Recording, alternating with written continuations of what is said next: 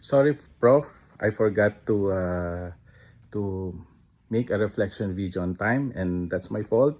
Um, but it is here already.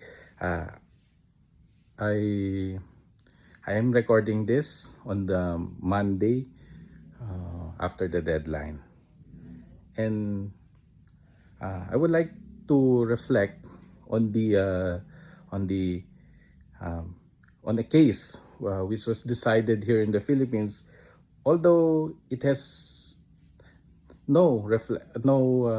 it is about treason.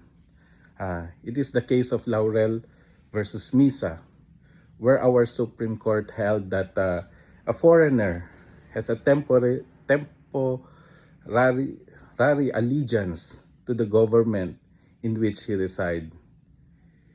This treason case, which is actually, I think, mentioned about Carlis versus United States, which is a decision of the U.S. Supreme Court, because this case was decided during the Japanese occupation, and at that time we are still under the Commonwealth of the Republic of the Philippines under the American period. And these treason cases, in which the Supreme Court said that every citizen, every foreigner has a temporary allegiance to the government, would actually spell something. It would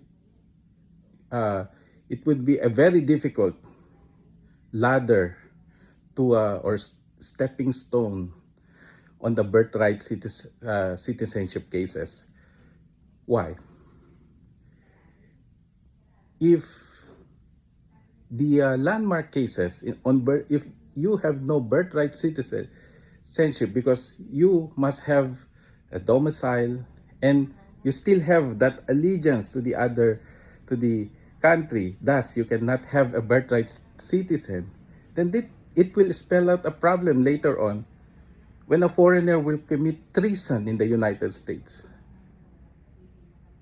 I think the decisions of the U.S. Supreme Court in the recent cases, or if they decide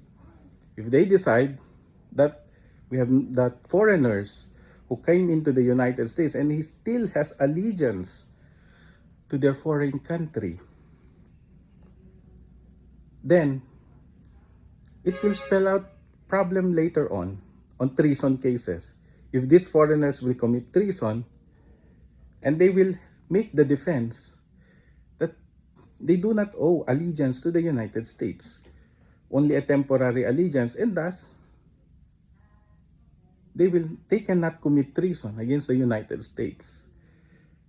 I think that is the difficulty, a case of difficulty for the birthright citizenship, if it will, uh, if the U.S. Supreme Court will later on decide that there's no birthright citizenship.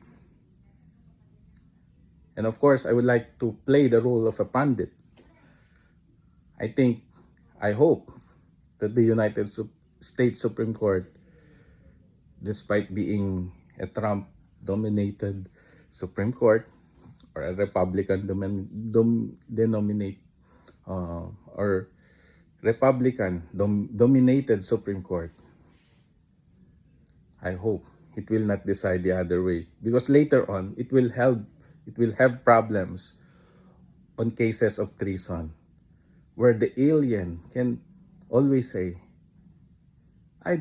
my allegiance is in the other country. I don't have an allegiance. Thus, even if I committed acts of treason against the United States, I cannot be held liable for treason, because my allegiance, even though temporary, my allegiance is my home country and not in the United States, where I'm just sojourning temporarily.